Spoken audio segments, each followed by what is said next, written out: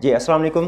कैफ 6 आज के लेक्चर का आगाज़ करते हैं। आज का लेक्चर हमारा लास्ट चैप्टर का सेकंड लास्ट लेक्चर है। लास्ट चैप्टर का सेकंड लास्ट लेक्चर है और इसमें हम स्टैटिस्टिकल एनालिसिस का चैप्टर पढ़ रहे हैं। हाइपोथेसिस टेस्टिंग के हवाले से कुछ बेसिक कंसेप्ट स्टडी किए थे हमने। आज हम उन कंसेप्ट्स को थोड़ा डिटेल में डिस्कस करेंगे और कुछ क्वेश्चंस भी प्रैक्टिस करेंगे। तो क्वेश्चन प्रैक्टिस करने के लिए तैयार है आप लोग? चलिए, अच्छा कल के बारे में बता दूं। कल हमारा जो लेक्चर की ड्यूरेशन होगी वो थोड़ी ज़्यादा होगी क्योंकि हमने क्वेश्चन प्रैक्टिस करने हैं। वो कल के लिए हमारा फिजिकल क्लास के लिए टाइम एग्री हुआ है 2 से 5। हाँ इंशाल्लाह यूट्यूब पे अपलोड होगा। यूट्यूब पर जो स्टूडेंट किसी वजह से ना आ सकें वही, लेकिन देखिए क्लास में अगर आप होंगे ना तो न्यूमेरिकल क्वेश्चंस हैं तो आप साथ साथ कैलकुलेशन करेंगे, मुझे भी थोड़ी हेल्प हो जाएगी और कुछ आप भी साथ साथ प्रैक्टिस चीज़ें पूछ सकेंगे। तो बेहतर है कोशिश करें, प्रायोरिटी पे कोशिश ये करें, पहली कोशिश के क्लास में मौजूद हो जाए। और आपके आतिफ भाई आपके मनोरंजन का भी इंशाल्लाह इंतज़ाम करेंगे। आज के नहीं, कल के 2 से 5। हाँ लेकिन इंशाल्लाह उसमें आज की कसर भी पूरी हो जाएगी, बेफिक्र रहे। ठीक है, वो हम कोशिश करेंगे ज़रा कुछ सुस्ता किस्म का इंतज़ाम हो। तो स्टार्ट करते हैं अब लेक्चर को। Statistical analysis. स्टैटिस्टिकल एनालिसिस में हम पढ़े हैं हाइपोथेसिस टेस्टिंग, जो चैप्टर 10 में सबसे बड़ा कंसेप्ट, बल्कि मोर देन 85% डिस्कशन है वो हाइपोथेसिस टेस्टिंग के ऊपर ही बेस कर रही है, डायरेक्टली या इनडायरेक्टली।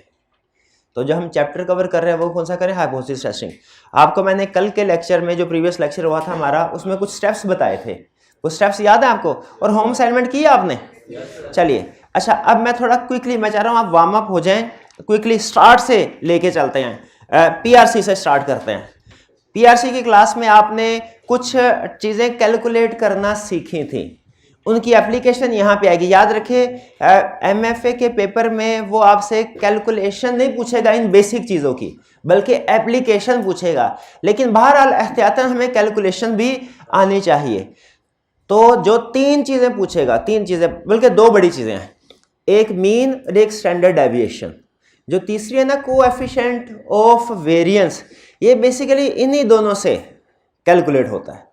तो मीन तो हमें पता है क्या है, मीन का क्या मतलब है? एवरेज कैलकुलेट कर लेना। कैसे कैलकुलेट करते हैं? जितने भी नंबर्स हैं उन नंबर्स को सम करके उनकी तादाद से डिवाइड कर देते हैं। नंबर्स को सम करके उनकी तादाद से डिवाइड कर देते हैं। तो अभी हम सीखने जा रहे हैं, मीन तो आपको कैलकुलेट करना आता ही होगा, अभी सीखने जा रहे हैं स्टैंडर्ड डेविएशन और कोएफिशिएंट ऑफ वेरिएंस। याद रखिए कैलकुलेशन यहां पे नहीं पूछेगा, लेकिन एहतियातन आपको बता रहा हूं। स्टैंडर्ड डेविएशन का फार्मूला क्या है? स्टैंडर्ड डेविएशन पहले तो मतलब समझा रहा है, कह रहा है स्टैंडर्ड डेविएशन का मतलब है एवरेज डिस्टेंस फ्रॉम मीन। सारी आइटम्स का, हर पॉपुलेशन है, हर पॉपुलेशन को उसका एक मीन पॉइंट होता है, सेंटर पॉइंट। क्या सारी की सारी आइटम उस सेंटर पॉइंट पे लाई कर रही होती है? कोई इधर, कोई उधर, कोई उधर, कोई उधर, कोई थोड़े डिस्टेंस पे, कोई बड़े डिस्टेंस पे। मीन तो है सेंट्रल वैल्यू। स्टैंडर्ड डेविएशन क्या है? उस सेंट्रल वैल्यू का बाकी की वैल्यूज के साथ एवरेज डिस्टेंस, एवरेज डिस्टेंस। ठीक है, ये स्टैंडर्ड डेविएशन। कैलकुलेशन कैसे होती है? ये standard deviation is equal to, अच्छा एक है पॉपुलेशन की स्टैंडर्ड डेविएशन, ये सैंपल की है। दोनों में सिर्फ एक फर्क है, पॉपुलेशन और सैंपल की स्टैंडर्ड डेविएशन में क्या?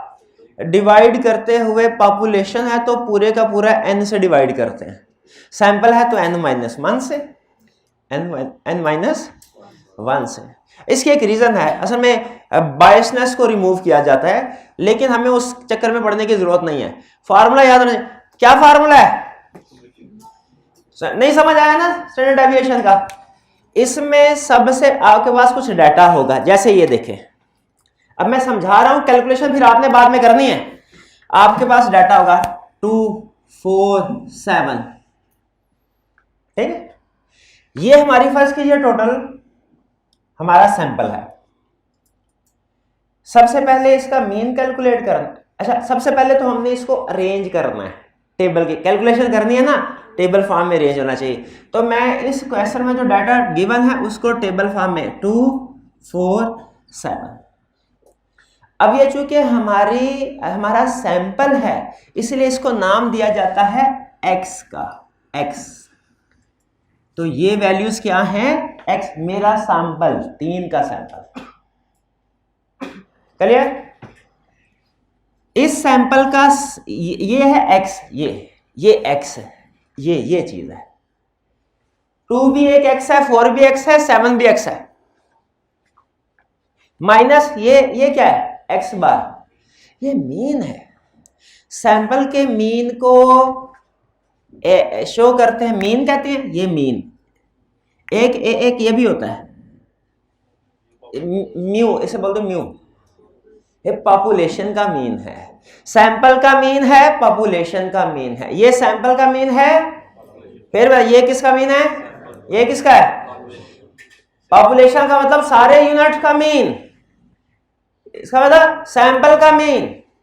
हमें अक्सर जब स्टैटिस्टिकल एनालिसिस कर रहे होते हैं, पॉपुलेशन का डाटा होता है कि नहीं हमारे पास, अक्सर नहीं होता अक्सर। इसी वजह से तो स्टैट में इन्फ्रेंशियल स्टैटिस्टिक्स का नाम ही यही है कि आपने सैंपल की बेस पे तो अक्सर आपको पॉपुलेशन का डाटा गिवन नहीं होगा, लेकिन कभी अगर दे दो तो उसको यूज भी कर लेंगे। ये है सैंपल का मीन, यानी जो मैंने ये आइटम आपके सामने रखी, इनका मीन क्या है, 4.3। कैसे कैलकुलेट किया, सम, ये देखें, इसको पढ़ते, मैं फार्मूला आपने पता होगा, सिर्फ आपको स्टैट में सिखा रहा हूं। ये है is equal to sum of x divided by n। Mean is equal to sum of x, यानी ये साइन क्या शो करवा रहा है, x की जितनी भी वैल्यूज हैं इनको सम करो। इसको क्या बोलना है, सम करो। x की जितनी भी वैल्यूज हैं इनको सम करो, फिर डिवाइड करो किसके साथ, n के साथ। ये आ गया हमारा। और अगर मैंने ये फिगर कैलकुलेट कर, देखिए मैथ का आपको असूल पता ही है कि पहले अंदर वाली फिगर जो ब्रैकेट्स वगैरह के अंदर, उनको सिंप्लीफाई करते हैं। पता नहीं आपने किस तरीके से इसको पढ़ा होगा, हमें सादा तरीके से हमारे टीचर ने इसी तरह सिखाया था। भाई ये अंडर रूट है, ये सम है, सबसे पहले ब्रैकेट वाली क्या है, ये x माइनस एक्स बार, उसका स्क्वायर करना है, उसको सम करना है। ठीक है, x माइनस एक्स बार, उसको स्क्वायर करना है, उसका सम करना है, और डिवाइड किससे करना है, n-1 से। ठीक है, ये x है। अब ये x माइनस एक्स बार, ये क्या होगा, ये क्या होगा, ये क्या होगा। अच्छा एक चीज में रखेगा, x माइनस एक्स बार है, x बार माइनस एक्स नहीं है, किसी जगह पे इसका फर्क नहीं पड़ेगा, किसी जगह पे पड़ेगा।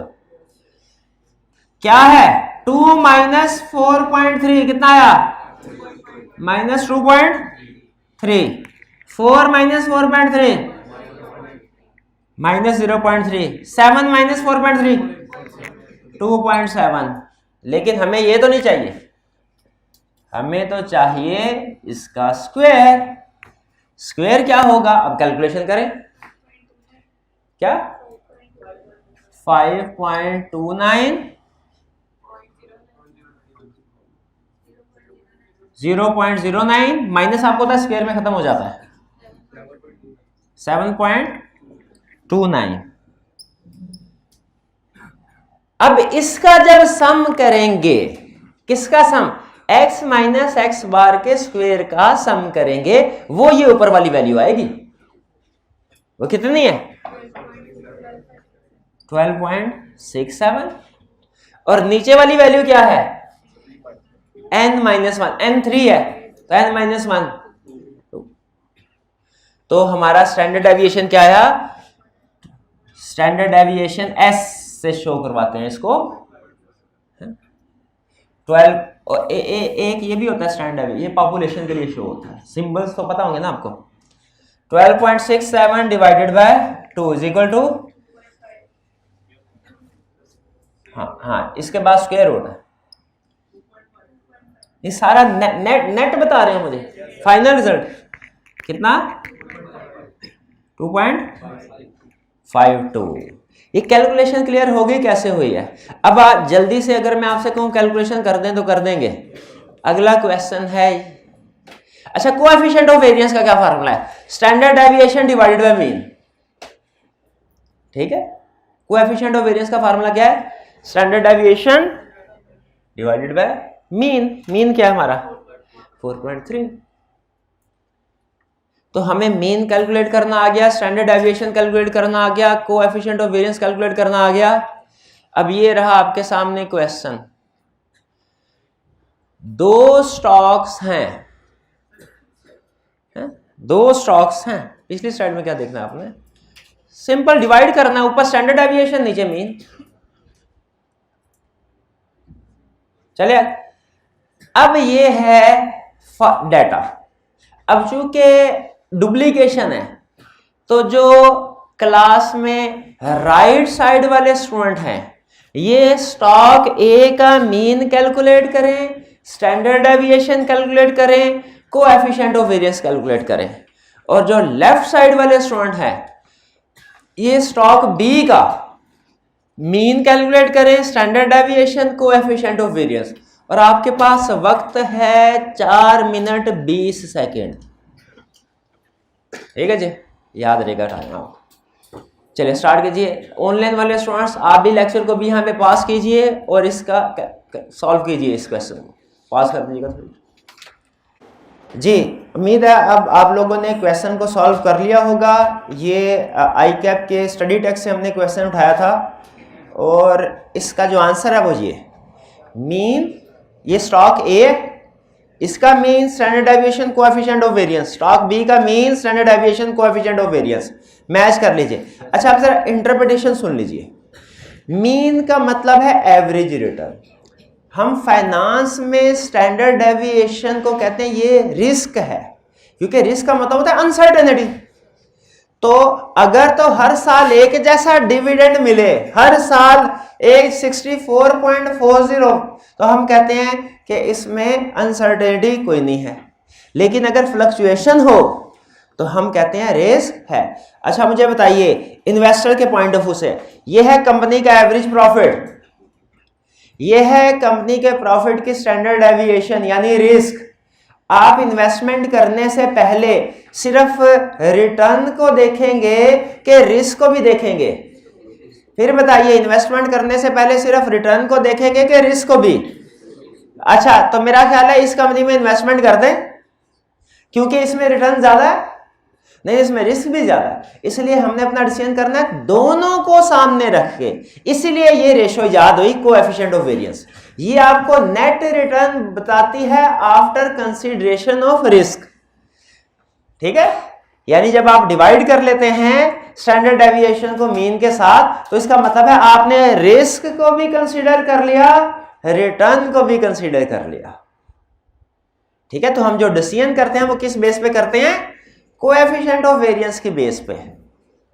ये आपका नेट रिजल्ट है। तो इसका मतलब है हमें अब जो इन्वेस्टमेंट करनी चाहिए, ठीक है, वो किस बेस पे करनी, किस पे करनी चाहिए? थर्ड। ठीक है, ये अब मीन और standard deviation, coefficient of variance, ये कैलकुलेशन क्लियर हो गई। अब चलते हैं, अब देखें एग्जाम में फिर मैं आपको बता दूं एक्सपेक्टेड कैलकुलेशन नहीं है, लेकिन ज़हन में रखें आपको एग्जाम में मीन भी देगा, स्टैंडर्ड डेविएशन भी देगा कैलकुलेट करके। क्या करेगा? मीन भी देगा, स्टैंडर्ड डेविएशन भी देगा। आगे चलते हैं, किस क्वेश्चन में देगा? हाइपोथेसिस टेस्टिंग में देगा। किस क्वेश्चन में देगा? Hypothesis test. ये मीन जो आपको कैलकुलेट किया, कोएफिशिएंट ऑफ वेरिएंस यूज नहीं होगा, आगे मीन होगा, स्टैंडर्ड डेविएशन। ये उसने हमें पहले सिखाया। क्यों सिखाया? हाइपोथेसिस टेस्टिंग में यूज होगा। अच्छा हाइपोथेसिस टेस्टिंग में होता क्या है? नहीं कंसेप्ट क्या है? कंसेप्ट बताएं। नल अल्टरनेटिव वो तो हम करते रहेंगे। कंसेप्ट क्या है कि कोई किसी भी पॉपुलेशन के बारे में कोई भी स्टेटमेंट या बिलीफ हो, उसको स्टैटिस्टिकल टेक्निक की बेस पे कंफर्म किया जाता है कि ये स्टेटमेंट ठीक है कि गलत है। हाइपोथेसिस टेस्टिंग क्या है? हाइपोथेसिस का मतलब क्या है? कोई अजम्पशन, कोई बिलीफ, कोई स्टेटमेंट। मैं ये कहता हूं, फर्ज कीजिए मेरी क्लास में से इस दफा 60% स्टूडेंट्स पास होंगे या 60 स्टूडेंट पास होंगे, ये मेरी अजम्पशन है, हाइपोथेसिस है, ठीक है। अब क्या इसको स्टैटिस्टिकल टेक्निक की बेस पे कंफर्म किया जा सकता है आई कैप के रिजल्ट को देखे बगैर? क्योंकि आई कैप का जो रिजल्ट आएगा वो तो पॉपुलेशन हो जाएगा ना, वो तो पॉपुलेशन हो जाएगा। क्या आज इस स्टेटमेंट को टेस्ट किया? बिल्कुल, स्टैट में ऐसे तरीकाकार इजाद हैं। हमारी बनाई हुई गाड़ी 1 लीटर में 10 किलोमीटर चलती है, 10 के। अब इसके लिए तो कंपनी की आज तक जितनी भी गाड़ियां बनी हैं उन सब की जितनी भी माइलेज है सबका डाटा होगा, फिर ये बात कंफर्म होगी ना। लेकिन क्या सैंपल की हाइपोथेसिस टेस्टिंग की बेस पे पॉपुलेशन के डाटा के बगैर इस बात को कंफर्म या रिजेक्ट किया जा सकता है? यस किया, इसी को हाइपोथेसिस टेस्टिंग कहते हैं, ठीक है। हाइपोथेसिस टेस्टिंग की दो बड़ी टाइप है, जी टेस्ट और टी टेस्ट। आपको बड़ा फर्क बताया था, जी टेस्ट कब अप्लाई करना है? जब स्टैंडर्ड डेविएशन पता हो, और जब स्टैंडर्ड डेविएशन पता ना हो तो टी टेस्ट। एक और भी फर्क है, लार्ज पॉपुलेशन यानी ग्रेटर देन 30 और लेस देन 30 का। लेस देन 30, स्मॉल पॉपुलेशन हो या लेस देन 30, कौन सा टेस्ट? टी। लार्ज पॉपुलेशन हो ग्रेटर देन 30, जी टेस्ट। अब हम सीखने जा रहे हैं हाइपोथेसिस टेस्टिंग, जी यानी जी टेस्ट, टी टेस्ट फिर देखें। और टी टेस्ट सारा कुछ यही है, बस सैंपल साइज कम होगा। हमें सैंपल क्या 130 और क्या 30, हमने तो कैलकुलेटर पे डिवाइड ही करना है, तो हमें कोई फर्क नहीं पड़ेगा जी टेस्ट या टी टेस्ट। पुराने जमाने में शायद ये फर्क पड़ता होता था। स्टेप्स हमने सीख लिए कल के लेक्चर में, सीख लिए कि नहीं? क्या सीखा था? सबसे पहले डिसाइड करना है टाइप ऑफ टेस्ट। अच्छा, ये स्टेप्स आप आगे पीछे ऊपर नीचे कर सकते हैं, मुझे कोई इतराज नहीं, स्टेप्स सारे होने चाहिए। आप किसी एक स्टेप को इकट्ठा भी मर्ज भी कर सकते हैं, डी मर्ज भी कर सकते हैं, मुझे उस पर भी इतराज कोई नहीं, स्टेप्स सारे होने चाहिए। डिसाइड टाइप, जी टेस्ट के डी टेस्ट। अच्छा, फिर आगे सुने, आगे सुने, आगे सुने। Right hypothesis and decide it's type. पहले तो क्वेश्चन को पढ़ के डिसाइड कर लेना ये जी टेस्ट है कि टी टेस्ट है। क्वेश्चन में उसने खुद नहीं बताया होगा, अभी आपने रिसेंट टाइम का क्वेश्चन देखा, उसमें कोई उसने बताया था? बल्कि आपसे पूछा था बताओ जी टेस्ट लगाओगे टी लगाओगे? हमने कौन सा टेस्ट लगाया था? क्यों? पॉपुलेशन बड़ी थी इस वजह से कि स्टैंडर्ड डेविएशन पता? क्या छोटी पॉपुलेशन पे जी टेस्ट लग सकता है?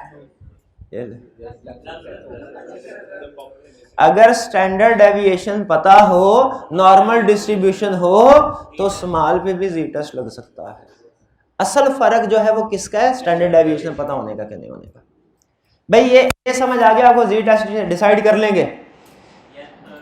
राइट हाइपोथेसिस पता क्या था? Null hypothesis H naught, alternate hypothesis H1। अच्छा बताइए, H0 के आगे इक्वल टू का साइन लगा के फिर हाइपोथेसिस लिखते हैं कि H0 के आगे कोलन लिखते हैं?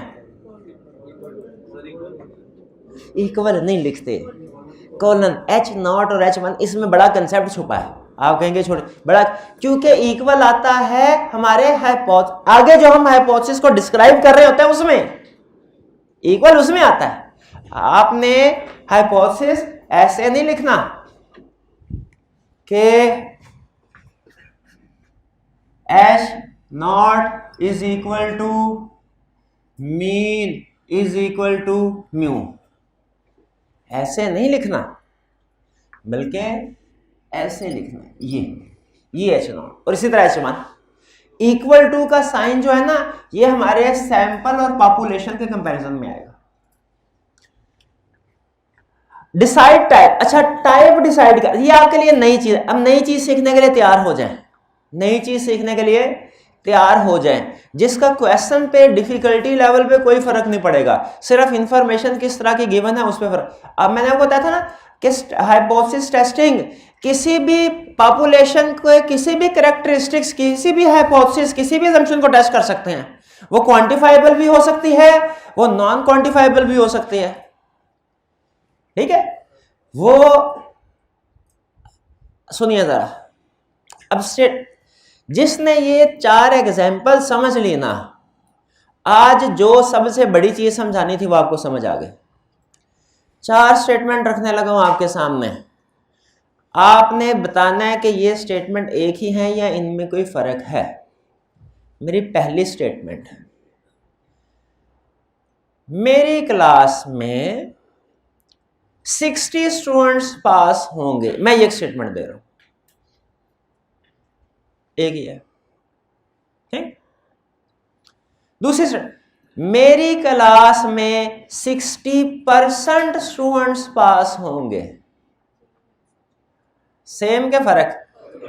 फर्क है। एक में मैं आपको वैल्यू बता रहा हूं, वैल्यू बता रहा हूं, ठीक।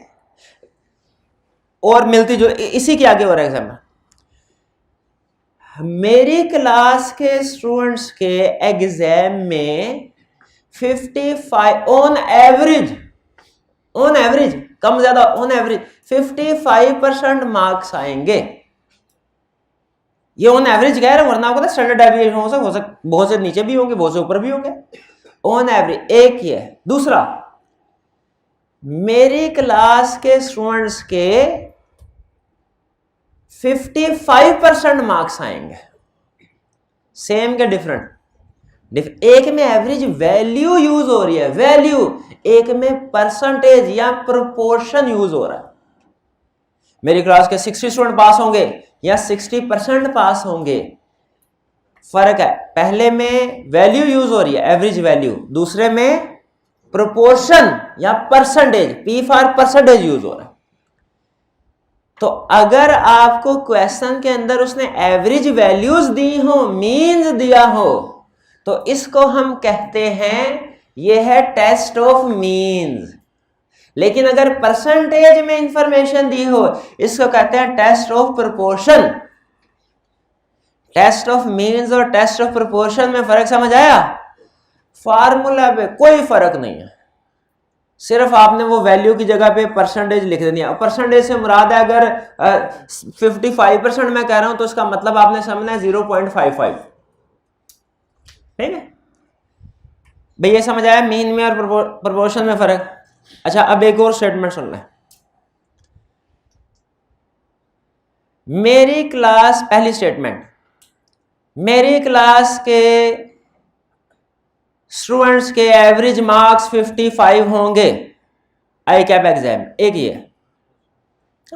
इसमें आप करेंगे क्या? आप मेरी क्लास के स्टूडेंट्स का सैंपल सेलेक्ट करेंगे, उनका टेस्ट लेके मार्क्स देखेंगे और उस मार्क्स पे जी टेस्ट अप्लाई करके कंक्लूजन पे पहुंचेंगे। एग्रीड? दूसरी स्टेटमेंट सुनो, मेरी क्लास के स्टूडेंट्स के मार्क्स साथ वाली क्लास के स्टूडेंट से ज्यादा होंगे। ट्विस्ट आया? इसमें मैं पॉपुलेशन के साथ कंपेयर नहीं कर रहा, मैं एक सैंपल को दूसरे सैंपल के साथ कंपेयर कर रहा हूं। इसको कहते हैं टेस्ट ऑफ मीन्स, नहीं कहते, इसको कहते हैं test of difference of means. इसको क्या कहते हैं? Test of difference of means. इसमें एक सैंपल नहीं, 2 सैंपल होते हैं। Test of difference of means में क्या होता है? एक सैंपल नहीं, 2 सैंपल होते हैं। अच्छा, जरा गैस कीजिए थोड़ा, अभी हमने पढ़ा नहीं फार्मूला, लेकिन एक है टेस्ट ऑफ मीन्स, एक है test of difference of means. Test of mean में एक ही सैंपल, उसके रिजल्ट को पॉपुलेशन से कंपेयर करते हैं। Test of difference of means में 2 सैंपल। बताइए, जब फार्मूला लगाएंगे, स्टैंडर्ड एरर कैलकुलेट करेंगे या फार्मूला लगाएंगे, किसका फार्मूले में ज्यादा चीजें आएंगी, किसका फार्मूला थोड़ा लेंथी होगा? टेस्ट ऑफ मीन्स का क्या test of difference of mean का? डिफरेंस ऑफ मीन्स का। चीजों की अरेंजमेंट वही होगी, लेकिन 2-2 चीजें आ रही होंगी, 2-2 चीजें, क्योंकि 2 सैंपल आ गए ना, 2-2 चीजें आ रही होंगी। आप इसमें मेरी क्लास का सैंपल सेलेक्ट करेंगे, ठीक है, उसके रिजल्ट्स को लिखेंगे, साथ वाली क्लास का भी सैंपल सिलेक्ट करेंगे, उसके रिजल्ट को भी देखेंगे। अगर दोनों का स्कोर सेम हुआ एक सर्टेन सिग्निफिकेंस लेवल पे, तो आप कहेंगे सर आप झूठ बोल रहे हैं, दोनों सेम, आपके क्लास का स्कोर ज्यादा नहीं होगा। लेकिन अगर फर्क आ जाए तो फिर आप कहेंगे सर हम आपकी स्टेटमेंट को एक्सेप्ट करते हैं, हम आपकी स्टेटमेंट को बे क्लियर हुई है बात। तो ये मीन और डिफरेंस ऑफ मीन समझ आ गया। टेस्ट ऑफ मीन और test of difference of mean में क्या फर्क है समझ आ गया। इसलिए मैंने मीन क्या क्या लिखा हुआ है, 1 सैंपल भी हो सकता है, 2 सैंपल भी हो सकते हैं। Test of means 1 sample, test of difference of means 2 samples. अगली बात समझ रहे होंगे, प्रोपोर्शन, जो फर्क टेस्ट ऑफ मीन्स और test of difference of means है वही फर्क टेस्ट ऑफ प्रोपोर्शन। मेरी क्लास की पासिंग परसेंटेज फॉर एग्जांपल 55% होगी, ये क्या कौन सा टेस्ट है, टेस्ट ऑफ प्रोपोर्शन के test of difference of proportion, proportion. और मेरी क्लास की पासिंग परसेंटेज साथ वाली क्लास की पासिंग परसेंटेज से ज्यादा होगी, test of difference of proportion. ठीक है, इसको डिफरेंस इसलिए कहते हैं कि मेरी क्लास का मीन और साथ वाली क्लास का मीन का फर्क देखा जाएगा। अगर वो फर्क तकरीबन 0 हुआ ना तो मुझे कहा जाएगा सर आप फर्क है, सारे दोनों बराबर है। भाई एक क्लास का मीन और दूसरी क्लास का मीन अगर बराबर हो तो दोनों बराबर ही हो गई, पॉपुलेशन भी। लेकिन अगर फर्क ज्यादा हो तो फिर इसका मतलब है एक पॉपुलेशन का रिजल्ट दूसरे से डिफरेंट होगा। ये समझ रहे हैं, इनकी एवरेज इनकम उनकी एवरेज इनकम अगर एक बराबर हो तो दोनों एक जितने मालदार हैं। अगर ये कहे मैं उससे ज्यादा मालदार हूं तो इनकी पूरे साल की एवरेज इनकम और उनकी पूरे साल की एवरेज इनकम दोनों का डिफरेंस देखेंगे।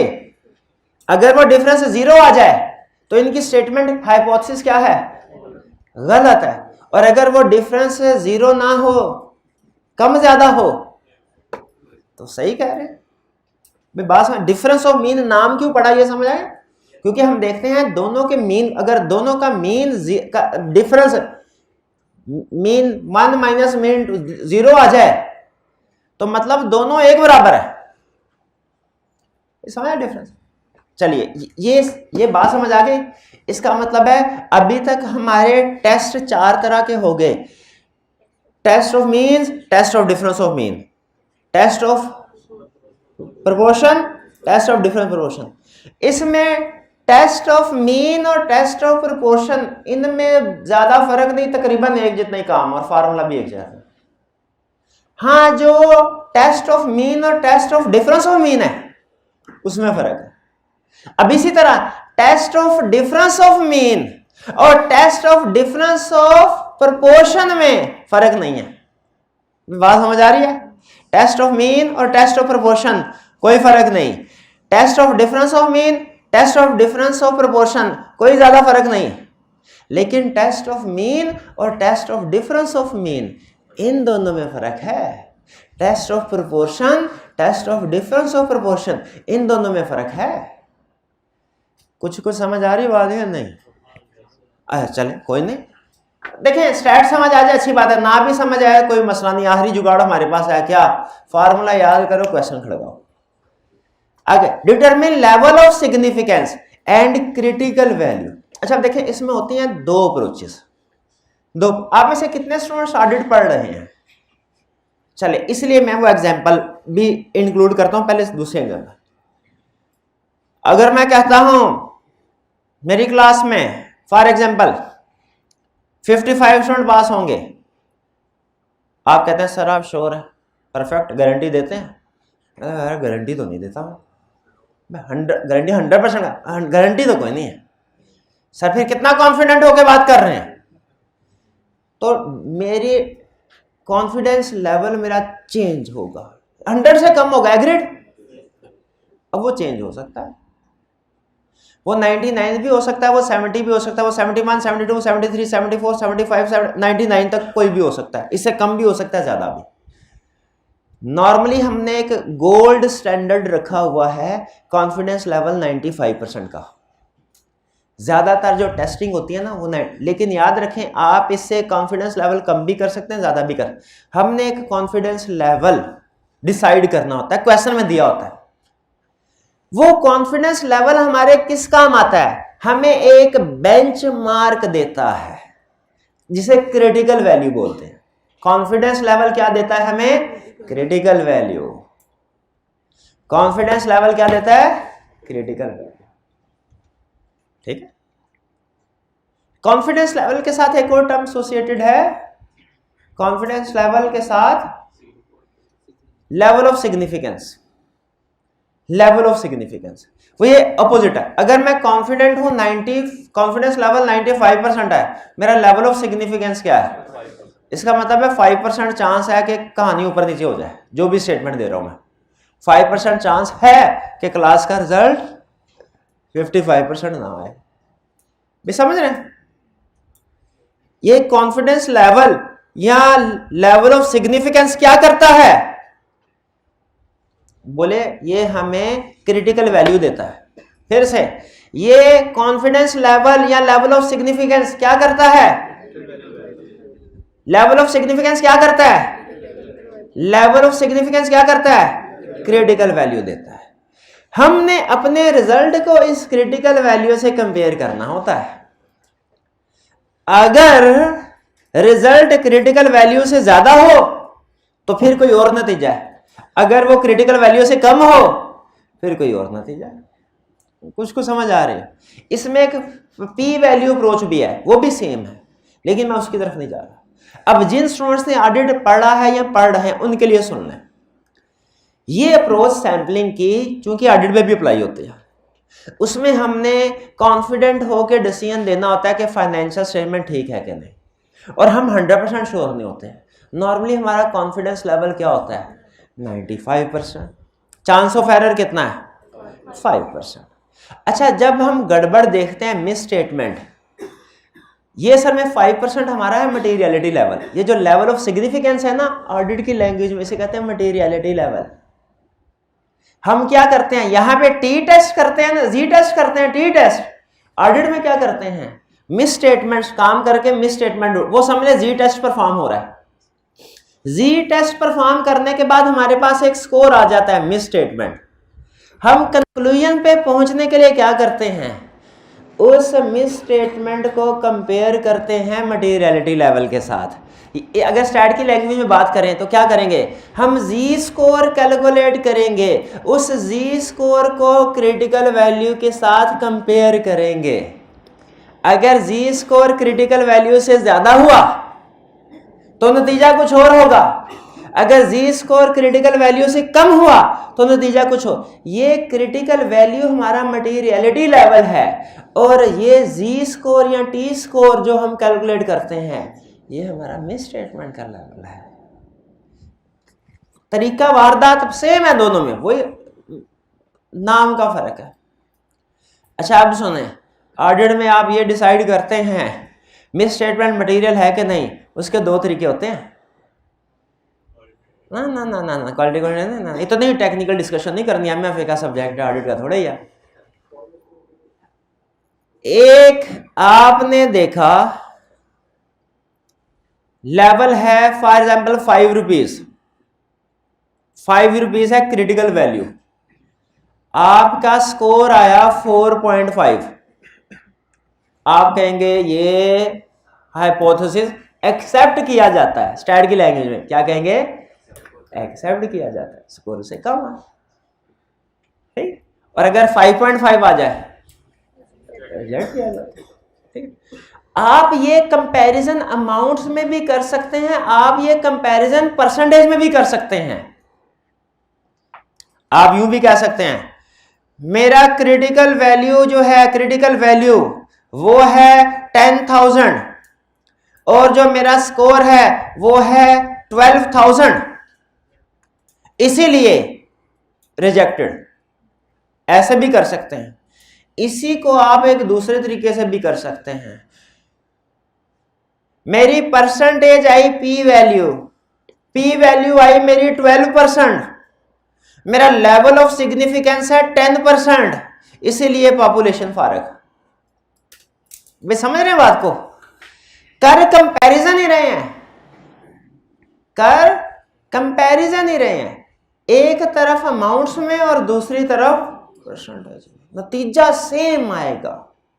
तो हाइपोथेसिस टेस्टिंग में दो अप्रोचेस होती हैं, एक होती है क्रिटिकल वैल्यू अप्रोच, इसमें लेवल ऑफ सिग्निफिकेंस चाहिए होता है हमें, उसके बाद क्रिटिकल वैल्यू, उसकी बेस पे क्रिटिकल वैल्यू कैलकुलेट होती है। एक होती है पी वैल्यू या प्रोबेबिलिटी वैल्यू या प्रोपोर्शनेट वैल्यू या परसेंटेज वैल्यू अप्रोच, उसमें हम रिजल्ट्स का परसेंटेज के साथ कंपैरिजन करते हैं।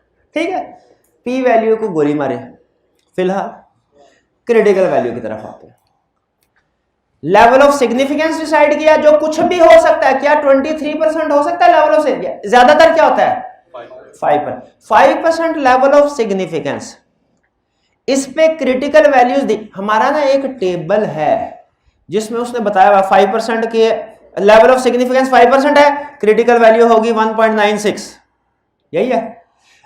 लेवल ऑफ सिग्निफिकेंस 10% है, क्रिटिकल वैल्यू होगी 1.65, यही है, पता नहीं वह दिया होता है। इसी तरह जल्दी क्वेश्चन के, वैसे मैं आपको मोटी मोटी आपको सिखा दूंगा। आपको पता है गोल्ड स्टैंडर्ड हमारा क्या यूज होता है, 5% लेवल ऑफ सिग्निफिकेंस पे 1.96 है, लेकिन ये आगे कहानी इसको मैं चलाऊंगा बाद में, अभी फिलहाल इतना याद कर लें, एक ही काफी है।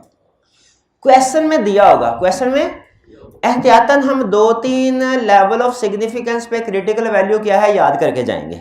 वो कौन कौन सी याद करनी है वो मैं आपको बताऊंगा, आप अभी फिलहाल सिर्फ एक याद कर लें। Level of significance 5%, critical value 1.96, level of significance 5%, critical value 1.96। अव्वल तो दिया होगा, नहीं दिया तो ये यूज कर लेंगे। आगे चला, कैलकुलेट करना है। फिर लेवल ऑफ सिग्निफिकेंस पे क्रिटिकल वैल्यू कैलकुलेट कर लिया। ये क्रिटिकल वैल्यू हमारा बेंचमार्क है जिसके साथ हमने क्या करना है, किसको कंपेयर करना है, जीस को। तो करो सर, करने से पहले कैलकुलेट करना पड़ेगा, तो कैलकुलेट करो।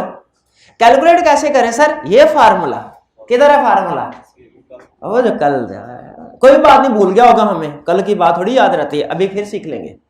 जी वैल्यू फार्मूला कैलकुलेट करेंगे, एक जी स्कोर आएगा, उस जी स्कोर को क्या करना है, कैलकुलेटेड जी स्कोर को क्या कंपेयर किसके साथ, क्रिटिकल वैल्यू। क्रिटिकल वैल्यू कैसे आती है, लेवल ऑफ सिग्निफिकेंस से, और कैलकुलेटेड वैल्यू कैसे आती है, फार्मूला। हमने करना क्या, कुछ भी नहीं, पूरी हाइपोथेसिस टेस्टिंग में दो काम करने होते हैं, एक क्रिटिकल वैल्यू निकाल लो और दूसरा कैलकुलेटेड वैल्यू निकाल लो, और तीसरा कंपेयर करके आपको यह पता हो कि अगर अमाउंट ज्यादा है तो क्या नतीजा निकालना है, कम है तो क्या नतीजा निकालना है, खत्म कहानी, और कुछ नहीं। आगे चलते हैं, कैलकुलेट कर लिया, अब पी वैल्यू को छोड़ दे। स्टेप 4 में वो डिपेंड करता है, एक ही अप्रोच होगी, ड्रॉ कंक्लूजन। कंक्लूजन किस पे डिपेंड करता है, कंक्लूजन क्या होता है, एक्सेप्ट या रिजेक्ट, नल हाइपोथेसिस एक्सेप्ट करो या नल हाइपोथेसिस रिजेक्ट करो। नल हाइपोथेसिस का मतलब है अभी जो सिचुएशन है, और जो बंदा, याद रखें, मैं जो भी स्टेटमेंट दूंगा ना, जो आपने टेस्ट करनी है, वो हमेशा अल्टरनेट हाइपोथेसिस होता है। जिसको आप टेस्ट करने जा रहे हैं वो हमेशा अल्टरनेट हाइपोथेसिस होता है। मेरी क्लास का एवरेज स्कोर 60 से ज्यादा होगा, इसका नल हाइपोथेसिस बनाएं।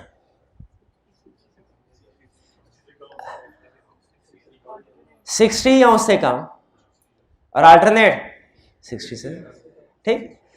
तो ये हमने कल प्रैक्टिस की थी ना थोड़ी सी, नल हाइपोथेसिस और अल्टरनेट हाइपोथेसिस की। जो स्टेटस को वाली चीज होती है, एज इट इज वाली, वो हमारी नल हाइपोथेसिस होती है, और जो हमारी चेंज के साथ होती है, अपोजिट। ये थोड़ी सी प्रैक्टिस करेंगे ना, इस सोच, आपने हमेशा किसी भी क्वेश्चन को देखना है ना, नल, ये उस दो बातें सोचनी है। एक ये कि आप एक टेस्ट कौन सा, और फिर नल में क्या आएगा और अल्टरनेट में क्या आएगा, और इसमें स्टेटस को वाली बात, और जो स्टेटमेंट दी जा रही है वो अल्टरनेट होगी, और जो स्टेटस को वाली है वो एच नॉट होगी, नल हाइपोथेसिस। ठीक है, ये अभी सारी एग्जांपल्स आएंगी, अभी सारी एग्जांपल्स आएंगी, आगे चलते हैं। अब जैसे ही कोई क्वेश्चन आएगा ना, आपने उसमें इस एग्जांपल को अपने जहन में बैठा के उसका हाइपोथेसिस बनाना है, फिर मुझे बताइएगा। ठीक है, ये हाइपोथेसिस आहिस्ता आहिस्ता जब आपकी प्रैक्टिस होगी ना तो रिफाइन होगा। शुरू में बाज़ का कुछ डिसीजन गलत होंगे, हो सकता है आपके जहन में नल हाइपोथेसिस आ रहा वो अल्टरनेट हो। अगर कभी ऐसा होता है तो आपने उसको सर्कल करके मेरे साथ डिस्कस करना है। अभी मैंने प्रैक्टिस दी हुई है पीडीएफ में, वो आपने अटेम्प्ट करनी है घर जाके, उसमें खास तौर पे ये चीज देखिएगा। सबसे अहम चीज हाइपोथेसिस टेस्टिंग में, जिसको ये नहीं आता ना वो जो मर्जी जोर लगा ले, हाइपोथेसिस टेस्टिंग नहीं होने। ये है रटे, नजर नहीं आता कोई बात नहीं, ये आपको शेयर किया हुआ है ना, शेयर किया हुआ है ना भाई, शेयर कर दिया आपके साथ, ऐसे ना ये अब नजर आ रहा है। अब ये क्या है, टाइप ऑफ टेस्ट। देखिए जब आपने क्वेश्चन करना होगा, क्वेश्चन की स्टेटमेंट पढ़ के आपको ये पता चल जाएगा कि नहीं कि मीन का टेस्ट है कि डिफरेंस ऑफ मीन का टेस्ट है, पता चल जाएगा। क्या ये पता चल जाएगा कि नहीं प्रोपोर्शन का टेस्ट है कि डिफरेंस ऑफ प्रोपोर्शन का? नहीं पता चलेगा। कैसे चलेगा बताए? मीन ऑफ टेस्ट है कि मीन ऑफ प्रोपोर्शन है, ये कैसे पता चलेगा? वैल्यू देखेंगे, अगर उसने एवरेज वैल्यू मीन दी हुई है, मीन वैल्यू दी है तो प्रोपोर्शन का ये ले, ये साइंस ना, और मीन वैल्यू दी हुई है तो टेस्ट ऑफ मीन है, और परसेंटेज दी हुई है तो टेस्ट ऑफ प्रोपोर्शन है। अच्छा ये कैसे पता चलेगा टेस्ट ऑफ मीन है कि test of difference of mean है? सैंपल, अगर उसने एक सैंपल दिया हुआ है और दो सैंपल दिए हैं, टेस्ट ऑफ डिफरेंस, एक परसेंटेज दी, एक सैंपल की परसेंटेज दी है, दो सैंपल की परसेंटेज दी है, डिफरेंस ऑफ प्रोपोर्शन। अब क्वेश्चन से डिसाइड कर लेंगे कि ये कौन से वाला है। अच्छा आगे चले, अगर टेस्ट ऑफ मीन है, अब देखिए लेवल ऑफ सिग्निफिकेंस से क्रिटिकल वैल्यू आप कैलकुलेट कर चुके होंगे क्या नहीं कर चुके होंगे? 5% लेवल ऑफ सिग्निफिकेंस पे क्रिटिकल वैल्यू क्या है? 6। लेकिन उम्मीद है क्वेश्चन में दी होगी। तो अब हमने बेंचमार्क कैलकुलेट कर लिया 1.96। अब क्या करना है? अपना टेस्ट कैलकुलेट करना है। कैलकुलेट करने के लिए डाटा से अंदाजा लगाएं कि टेस्ट ऑफ मीन है कि test of difference of mean है, टेस्ट ऑफ प्रोपोर्शन है कि टेस्ट ऑफ डिफरेंस ऑफ। जब ये आपने जरा ये अभी तक 2-3 डिसीजन ना आपने दिमाग की बत्ती जला के करने हैं। पहला नल हाइपोथेसिस और अल्टरनेट हाइपोथेसिस, दूसरा लेवल ऑफ सिग्निफिकेंस से क्रिटिकल वैल्यू, तीसरा ये डिसाइड करना कि ये केस कौन सा है, मीन का है कि डिफरेंस ऑफ मीन का है, प्रोपोर्शन है कि डिफरेंस ऑफ प्रोपोर्शन का है। इसके बाद आंखें बंद करके जो भी कहता है अकड़ बकड़ बम्बे वो 80-90 पूरा, ये फर्ज कीजिए आ गया। क्या करना है बाप ने? क्या करना है? ये फार्मूला लगा ले। टेस्ट ऑफ मीन का क्वेश्चन है तो क्या करें? ये फार्मूला लगा ले। Test of difference of mean का क्वेश्चन है तो क्या करें? ये फार्मूला लगा ले। टेस्ट ऑफ प्रोपोर्शन का केस है तो क्या करें? ये फार्मूला लगा ले। Test of difference of proportion का क्वेश्चन है तो ये फार्मूला लगा ले। ठीक है। अच्छा अब इस फार्मूला को पढ़ने की कोशिश करें। ये है जी स्कोर हमारा इज इक्वल टू है सैंपल का मीन जो उसने क्वेश्चन में दिया। हमने कैलकुलेट करना आता है लेकिन करेंगे नहीं, क्यों? क्वेश्चन में दिया होगा। सैंपल का मीन पहले है, सैंपल का मीन ये जेन में, ये आगे चल के 1 टेल 2 टेल में माइनस प्लस का फर्क आ जाता होता है अगर ये इसको आप आगे पीछे करें तो। सैंपल का मीन माइनस पॉपुलेशन का mean divided by standard error. अच्छा ये तो पता है सैंपल मीन क्या होता है, क्वेश्चन में दिया होगा, हमने उठा के पिक एंड ड्रॉप करना है। सैंपल का मीन मतलब जो हमारे सैंपल का मीन। अब मैं अगर ये आई कैप में पॉपुलेशन का मीन है 50, मैं कहता हूं इधर मेरे सैंपल में मेरे क्लास का स्कोर होगा 55, तो आप कहां पे वैल्यू पुट करेंगे? ये 55 55 और ये पॉपुलेशन का 50, डिवाइड किससे करेंगे? ये क्वेश्चन में नहीं दिया होगा, तो क्या करेंगे? फाइंड कर लें। कैसे फाइंड करेंगे? ये आता है आपको फार्मूला? कल मैंने बताया, standard error is equal to standard deviation divided by n. क्या पढ़ते हैं इसको? अंडर रूट पढ़ते हैं या स्क्वायर रूट भी पढ़ते हैं? स्क्वायर और स्क्वायर रूट कोई मिक्स नहीं हो जाता? अंडर रूट ठीक है, अंडर रूट ठीक है ना, सही बोलो। ये स्टैंडर्ड एरर। अगर हो test of difference of means, formula क्या होगा? डिफरेंस बिटवीन सैंपल मीन, इसमें पॉपुलेशन है ही नहीं, तो x1 माइनस म्यू नहीं होगा, एक का मीन माइनस दूसरे का मीन, सैंपल का मीन माइनस पॉपुलेशन का मीन नहीं होगा, बल्कि क्या होगा? ए का mean minus difference of means का मतलब ही यही है, difference of means. Difference of means, इसको डिफरेंस ऑफ मीन क्यों नहीं कहा? इसमें भी तो माइनस आ रहा है, ये सैंपल एक है, दूसरी पॉपुलेशन। तो डिफरेंट अगर देखें तो लॉजिकली फार्मूला वही ऊपर वाला ही है, फर्क सिर्फ यह है कि पॉपुलेशन की जगह दूसरे सैंपल को रिप्लेस कर दें। और डिवाइड किससे किया? डिवाइड हर जगह स्टैंडर्ड एरर से ही हो रहा है, लेकिन क्या इसकी स्टैंडर्ड एरर की कैलकुलेशन ऊपर वाले की सेम होगी? फर्क तो होगा, देखते हैं क्या फर्क है, और आप इसको पढ़ने के काबिल हैं कि नहीं। नजर आ रहा है? ये थोड़ा बड़ा गिरा, नजर आ रहा है? स्टैंडर्ड एरर किसके बराबर है? ये उसने क्या लिखा है, इसको गोली मारे। ये जानना जरूरी नहीं है, ये आप इधर फंसे रहेंगे, ये क्या किया उसने क्या छोड़। ये है स्टैंडर्ड एरर। कौन सा standard error? Difference of mean का। कैसे कैलकुलेट करना है? स्टैंडर्ड डेविएशन सैंपल 1 इसका स्क्वायर डिवाइडेड बाय n1, ठीक है। असल में देखिए इसका स्क्वायर आ गया इधर, इसका स्क्वायर आ गया इधर, यही हुआ है ना। आप चाहें तो एज इट इज इसको नीचे भी, लेकिन अंडर रूट का अंडर रूट फिर वो थोड़ा अजीब सा फार्मूला लगता है, इसीलिए उसने ऐसे लिखा है। s के साथ जो नीचे 1 है ये क्या शो करवा रहा है? सैंपल 1। n के साथ नीचे 1 ये क्या शो करवा रहा है? सैंपल 1 में आइटम्स कितने हैं। s के नीचे 2 क्या शो करवा रहा है? सैंपल 2 का स्टैंडर्ड डेविएशन, और n के नीचे 2 सैंपल 2 की नंबर ऑफ आइटम्स, और s1 के ऊपर ये 2 लिखा है, ये क्या शो करवा रहा है? s2 के ऊपर 2 लिखा है, ये क्या? तो ये फार्मूला कुछ यूं बना, पढ़ने की कोशिश करता हूं मैं। सैंपल 1 की स्टैंडर्ड डेविएशन का स्क्वायर लो, उसे डिवाइड करो नंबर ऑफ आइटम्स के साथ, फिर सैंपल 2 की स्टैंडर्ड डेविएशन का स्क्वायर लो, उसे डिवाइड करो सैंपल 2 के नंबर ऑफ यूनिट के साथ। जो जवाब आए दोनों को ऐड करो और उसका अंडर रूट ले लो। जो जवाब आएगा वो हमारा क्या होगा? Standard error. फिर इस स्टैंडर्ड एरर का क्या करना है?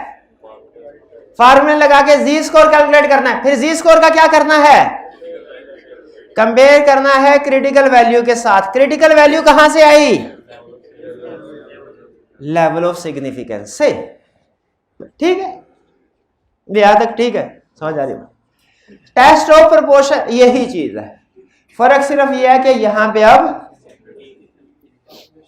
हाँ वो परसेंटेज में देगा। Sample proportion P for proportion बोलते हैं वैसे इसको, लेकिन P फॉर आप याद करने के लिए P फॉर परसेंटेज भी कर सकते हैं, वो याद रहेगा। सैंपल का परसेंटेज माइनस पॉपुलेशन की percentage divided by standard error. ठीक है, अगर आप सिंबल्स को समझने में जाएंगे ना तो कंसेप्ट कंप्रोमाइज हो जाता है। मैं भी जब स्टूडेंट था ना तो सिंबल को समझने की कोशिश करता था, वो रट्टे की तरफ चला जाता बंदा। तो सिंबल्स की बजाय आप अगर ये टर्म को पढ़ें और इसको समझे ना तो थोड़ा थोड़ा स्टार्ट की अंडरस्टैंडिंग समझ में आएगी कि हो क्या रहा है। सिंबल भी कर सकते हैं लेकिन ज्यादा अहम टर्म को समझना, तो सारी कैलकुलेशन टर्म्स के मुताबिक कर लें वो भी ठीक है। अब यहां पे standard error, test of proportion में स्टैंडर्ड एरर का फार्मूला क्या है? P into Q. Q P क्या है? 40 आई कैप में पासिंग परसेंटेज 50%, मैंने कहा 55% होगी, तो ये सैंपल प्रोपोर्शन क्या है? 55 नहीं है। मैंने कहा मेरी क्लास, हाइपोथेसिस दिया मेरी क्लास के 55% स्टूडेंट पास होंगे, आई कैप में ओवरऑल रिजल्ट जो है वो 50% है फर्ज करें। यहां पे टेस्ट करवाते हुए क्या आएगा? 0.55 आएगा, 55 नहीं आएगा। और यहां पे क्या आएगा? 0.5। तो P का मतलब क्या है? 0.5, 0.55, 55 सैंपल वाला।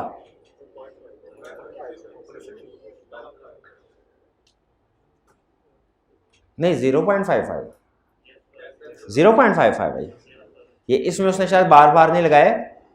और Q क्या है? Q है इसका कॉम्प्लीमेंट्री, यानी P, हाँ 1 को पूरा करने के लिए अगर P 0.55 है, Q क्या होगा? 0.45। ठीक है, और बाकी आपको पता है दोनों को मल्टीप्लाई करना है, फिर क्या करना है? n से डिवाइड करना है, फिर क्या करना है? उसके बाद अंडर रूट करना है। और इसी तरह test of difference of proportion P1 Q1, ये वही फार्मूला ऊपर वाला, फर्क सिर्फ यहां पे 2 हो गए। क्यों 2 हो गए? डिफरेंस है, डिफरेंस का कंसेप्ट ही है ये भाई। क्लियर हुआ? तो अभी तक हाइपोथेसिस टेस्टिंग में हमने पहले डिसाइड कर लिया जी टेस्ट के टी टेस्ट, फिर डिसाइड कर लिया मीन के डिफरेंस ऑफ मीन, प्रोपोर्शन के डिफरेंस ऑफ प्रोपोर्शन, फिर नल हाइपोथेसिस और अल्टर हाइपोथेसिस। और अल्टरनेट हाइपोथेसिस से हमें क्या पता चलता है? ये 1 टेल है कि 2 टेल है, ये पता चलता है ना। फिर इसके बाद अगली लेवल ऑफ सिग्निफिकेंस से क्या पता चलता है? Critical value. Level of significance 5%, 1.96। ये हमारा बेंचमार्क है जिसके साथ हमने अपने कैलकुलेटेड स्कोर को कंपेयर करना कंक्लूजन पे पहुंचने के लिए। फिर इसके बाद जी टेस्ट या टी टेस्ट ये डिसीजन कर लेंगे। जी टेस्ट का फार्मूला लगाना है, फार्मूला क्या लगाएंगे? गलत, डिपेंड करेगा, फार्मूला इन चारों में से कोई एक होगा। बताइए, अगर है टेस्ट ऑफ मीन का केस, क्या फार्मूला लगाएंगे? Test of difference of mean का केस है, क्या फार्मूला लगाएंगे? टेस्ट ऑफ प्रोपोर्शन का केस है, test of difference of proportion का केस। फिर इसके बाद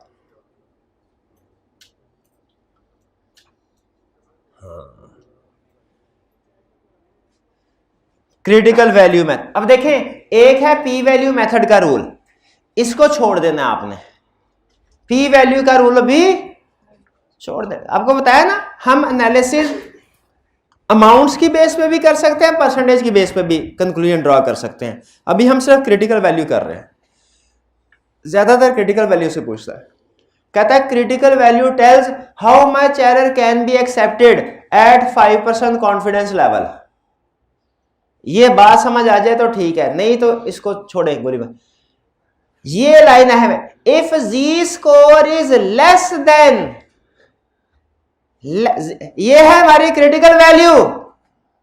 जी score is less than critical value, या विद इन भी है, विद इन एक खास चीज को सामने रख के मैंने ऐड किया वर्ड। फिलहाल आप if Z score is less than critical value we accept H naught. Audit वाले स्टूडेंट, अगर हमारी calculated misstatement materiality level से कम हो we accept financial statements, we accept. अगर हमारी स्टैट वाले स्टूडेंट, अगर हमारा जी स्कोर जो कैलकुलेट किया है वो क्रिटिकल वैल्यू से कम हो वी एक्सेप्ट एच नॉट। यानी इसका मतलब क्या है, एच नॉट ठीक है। जब एच नॉट ठीक है तो एच वन ऑटोमेटिकली गलत। भाई बात समझ आ रही, स्टेप्स सारे समझ आए हैं कैसे करना है। चले पी वैल्यू मेथड को भी छोड़ा है। चल अगर समझ आए हैं तो ये क्वेश्चन करके दिखाएं फिर, आपके पास टाइम है। अच्छा जरा ना इसका एनालिसिस कर लेते हैं पहले। Average distance spent by each person commuting to the office each month in a large city is asserted to be 460 kilometre. ये कहा जाता है, क्या कहा जाता है, ये कहा जाता है, लोगों का ये बिलीव है, लोग ये कहते हैं, ये मशहूर है। क्या मशहूर है कि एवरेज डिस्टेंस एक घर से पर्सन का घर से ऑफिस के साथ मंथली ट्रेवलिंग करता है वो कितनी है, 460 kilometre. 460 average distance, average average average mean, mean proportion नहीं, मीन मीन।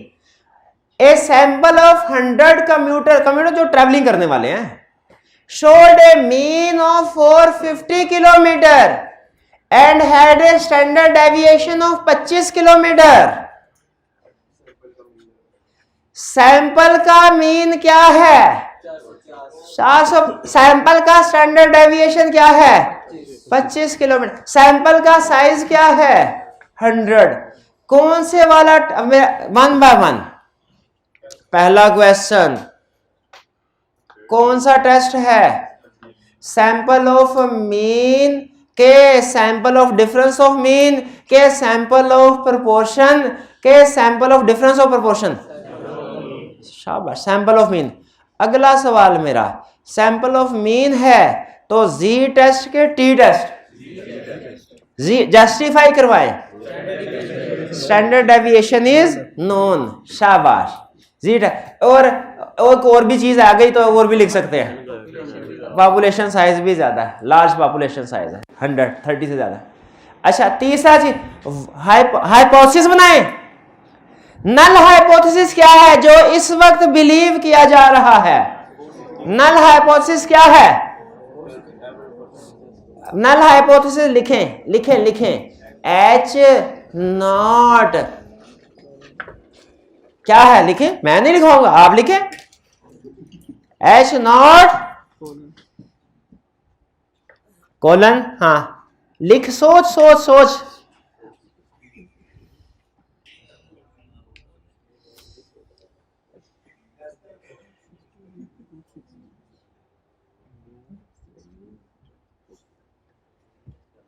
एच नॉट क्या है कि नहीं कि एच नॉट है कि मीन है 460, मीन है 460। अच्छा उसने जरा सोच के मुझे बताइए, क्या ये कहा है कि एवरेज डिस्टेंस 460 किलोमीटर है, या ये कहा है कि 460 किलोमीटर या उससे ज्यादा है, 460 किलोमीटर है। तो इसका मतलब है हमारे नल हाइपोथेसिस में इक्वल टू का साइन आएगा कि equal to or greater than, equal to का है, क्योंकि उसने स्टेटमेंट देते हुए स्टेटमेंट क्या की है, इक्वल टू, इक्वल टू। एक उसने एग्जांपल दी जो मैं आपको ये पीडीएफ शेयर करूंगा, उसमें एक एग्जांपल है। उसने कहा एक पॉलिटिशियन ये कहता है इलाके के 60% लोग मेरे वोटर्स हैं, बताइए इसमें null hypothesis is equal to 60 है या is equal to or greater than 60? Is equal to 60, क्योंकि उसने स्टेटमेंट क्या दी, 60%। अगर वो कहता है ना 60% और मोर मेरे वोटर हैं, तो हम क्या कहते, equal to or greater than 60। ये हमारा होता नल हाइपोथेसिस, और अल्टरनेट हाइपोथेसिस क्या होता, लेस देन 60। इस सूरत में हमारा हाइपोथेसिस क्या होगा, null hypothesis is equal to 60%, और alternate hypothesis not equal to, greater than और लेस देन नहीं, नॉट इक्वल टू। बस समझ आ रही है, नॉट इक्वल टू में वो फिर वन टेल होता है कि टू टेल, टू टेल। अब ये बताइए, ये क्या कह रहा है कि डिस्टेंस जो एवरेज करता है वो 460 किलोमीटर या 460 आर हाई, तो इसका मतलब है नल हाइपोथेसिस में क्या आएगा, इज इक्वल टू 460, और अल्टरनेट में क्या आएगा, not equal to 460। One tail test के टू टेल टेस्ट। तो अब देखिए 3 डिसीजन आपने कर लिए, तीनों डिसीजन ही बहुत अहम थे। इसके बाद रूटीन का काम शुरू है। पहला डिसीजन जी टेस्ट के टी टेस्ट, पहला डिसीजन मीन के डिफरेंस ऑफ मीन, प्रोपोर्शन के डिफरेंस। आपने नोट किया मैंने जो पॉलिटिशियन वाली एग्जांपल दी थी वो क्या थी, टेस्ट ऑफ प्रोपोर्शन था। तो पहला डिसीजन टेस्ट ऑफ मीन के difference of mean, test of proportion के डिफरेंस ऑफ प्रोपोर्शन। दूसरा डिसीजन जी टेस्ट के टी टेस्ट। तीसरा डिसीजन वन टेल के टू टेल। ये कौन सा टेस्ट है, कह रहा है does the sample support the assertion about the population at 5% significance level. Significance level कितना आ गया, उसकी मर्जी थी कुछ भी देता, लेकिन नॉर्मली बेंचमार्क स्टैंडर्ड क्या है, 5% पे लेवल ऑफ सिग्निफिकेंस क्या हमें पता है, 5% सिग्निफिकेंस लेवल पे क्रिटिकल वैल्यू पता है क्या है, उसने खुद भी दे दे। अब आपने क्या करना है, करें। और कल अभी आपको रूल बताया था ना कंक्लूजन, करें, याद होना चाहिए आपको। क्या बताया था, क्रिटिकल वैल्यू,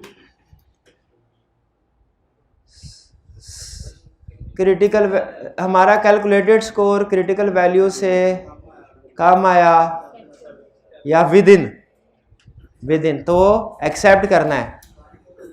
किसको एक्सेप्ट करना है, नल हाइपोथेसिस को। और अगर ज्यादा आया तो कैलकुलेशन, पहले कैलकुलेशन नहीं, फार्मूला यही होगा। वन टेल टू टेल में का फार्मूले पे कोई फर्क नहीं पड़ता।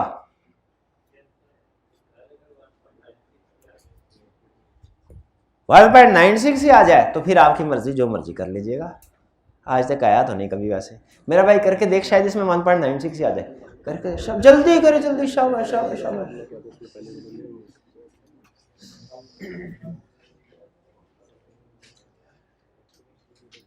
Z is equal to mean minus mu population वाला डिवाइडेड बाय स्टैंडर्ड एरर।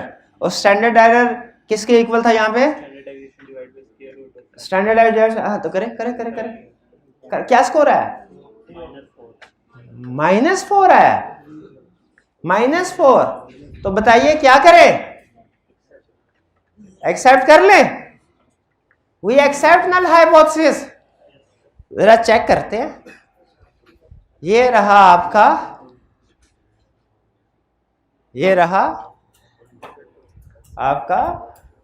अब देखिए इसमें